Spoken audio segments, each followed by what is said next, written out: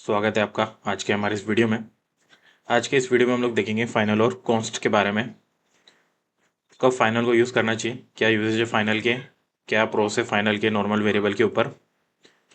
फिर हम लोग जानेंगे कॉन्स्ट के बारे में, कॉन्स्ट के क्या फ़ायदे होते हैं, सेम एज कब कॉन्स्ट को यूज़ करना चाहिए। और लास्ट में जानेंगे दोनों को डिफरेंस, कब फाइनल यूज़ किया जाता है, कब कॉन्स्ट यूज़ किया जाता है, क्या फ़ायदे है कॉन्स्ट के फाइनल के ऊपर। तो आइए चलिए मूव करते हैं कोड एडिटर पर। सबसे पहले समझते हैं फाइनल के बारे में। तो ये मैंने एक नई फाइल बना ली है ap6.dart।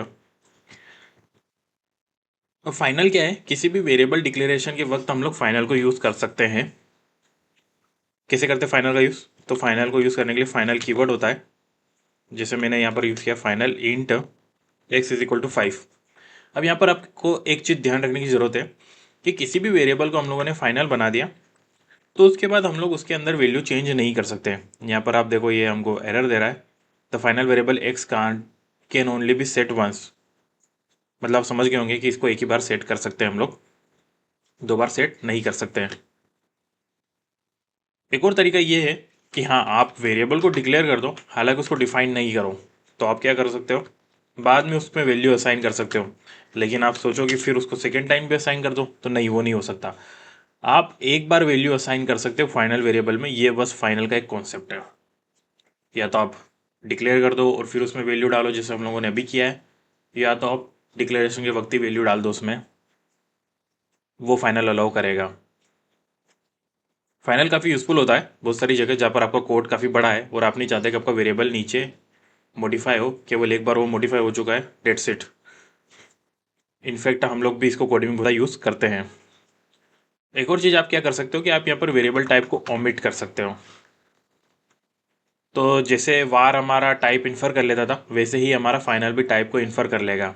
अब इसने क्या करा कि फाइनल एक्स वेरिएबल बना दिया जो कि टाइप इंट है, क्योंकि इसने वैल्यू देख ली कि वो इंट वाली आ रही है। तो अब मैं अगर इसमें स्ट्रिंग डालना चाहूँ तो ये मुझे एरर दे देगा। पहली बात तो ये डाल ही नहीं सकते, और सेकेंड टाइम अब value of type string can't be assign to value of type of int, कि हाँ मतलब इसने समझ लिया कि ये हमारा इंट है। इसको ओमिट कर सकते हैं हम लोग वार की तरह। अब जैसे वार के क्या डाउनसाइड होते हैं कि अगर आप डिक्लेयर कर दो और डिफाइन ना करो तो वो डायनामिक में हो जाता, सेम ये भी डायनामिक में कन्वर्ट हो जाएगा। तो अब मैं स्ट्रिंग भी डाल दूँ तब भी ये चल जाएगा। यहाँ पर देखो इसने कुछ वार्निंग एरर नहीं दी है टाइप वाला, हालांकि हाँ डबल असाइनमेंट वाला एरर है, वो एक अलग अपनी जगह है।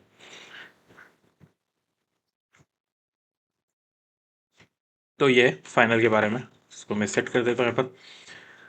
अब चलिए देखते हैं कॉन्स्ट के बारे में। तो जैसे हम लोगों ने फाइनल कीवर्ड को यूज़ किया, वैसे हमारा कॉन्स्ट कीवर्ड होता है किसी भी वेरिएबल को डिक्लेयर करने के लिए।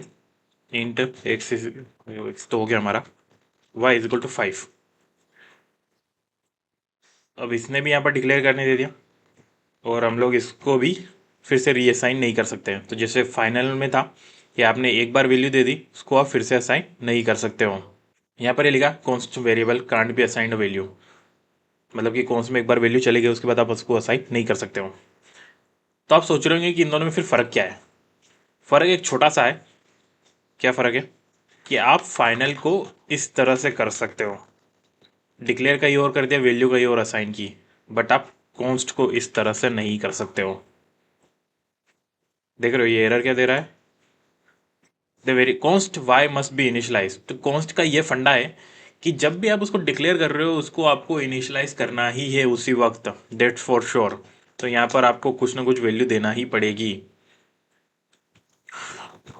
और वो वैल्यू अपने आप में भी कॉन्स्ट होना चाहिए। आप ये नहीं कर सकते हो कि किसी और वेरिएबल को आप इसके अंदर असाइन कर दो, क्योंकि वो वाला वेरिएबल तो कॉन्स्ट है नहीं।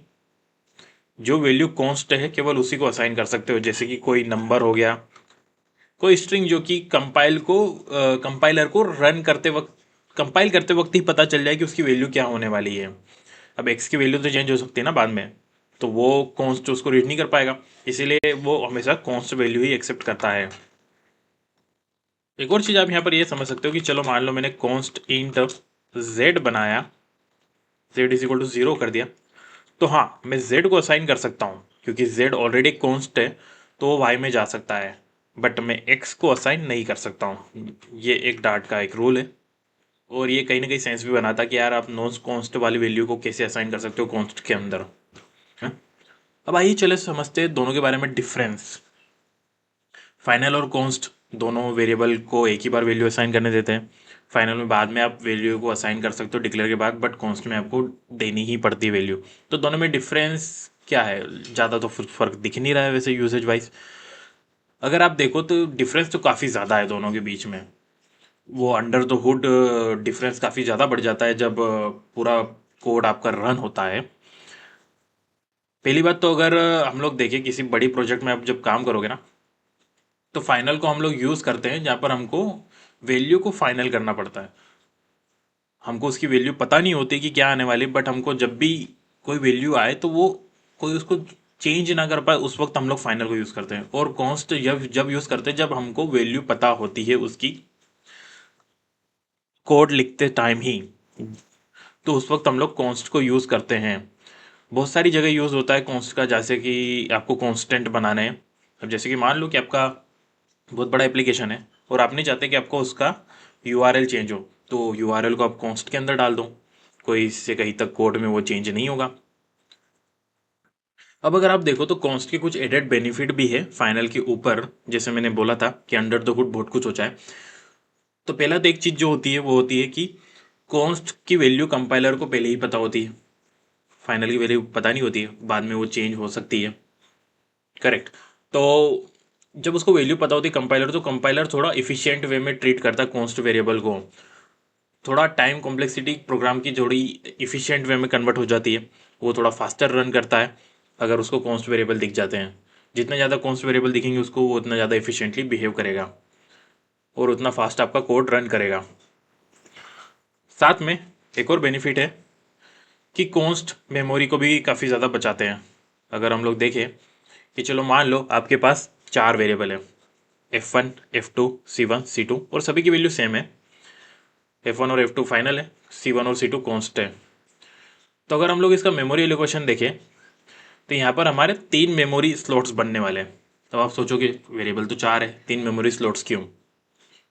तो क्या होता है कि F1 के लिए एक मेमोरी स्लॉट मिलने वाला है, F2 के लिए एक मेमोरी स्लॉट मिलने वाला है, और C1 के लिए एक मेमोरी स्लॉट मिलने वाला है। C2 को मेमोरी स्लॉट नहीं मिलने वाला है।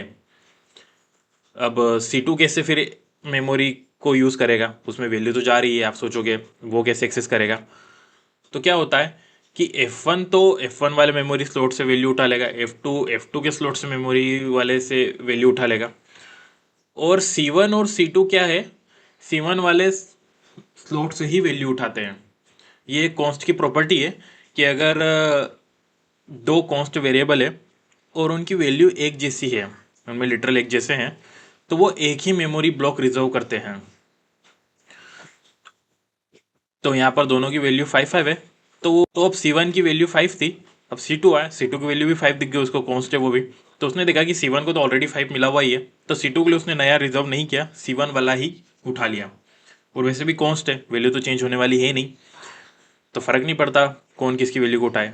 बट हमको ऊपर से पता नहीं चलता, ये सारा कुछ अंडर द हुड होता है कंपाइलर की तरफ से। तो ये काफ़ी इफिशियंट होता है ये, जब आप बड़े एप्लीकेशन लिखते हो और जहाँ पर आपके कॉन्स्ट वेरिएबल बहुत ज़्यादा होते हैं।